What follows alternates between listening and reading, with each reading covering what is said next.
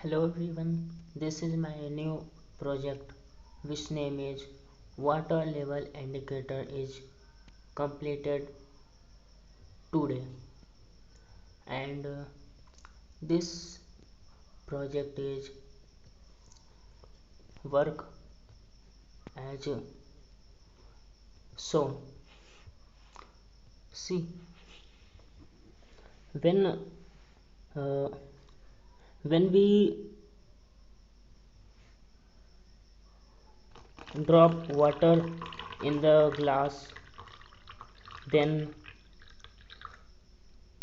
the first white LED is glowing, which indicate the water is com- uh, water is filled in the glass half. When we fill the glass with water, the red LEDs turn on. See, now we can see the red LEDs turn on.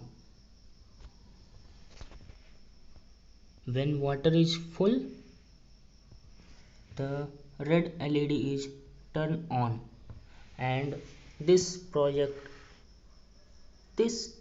mini project is known as water level indicator.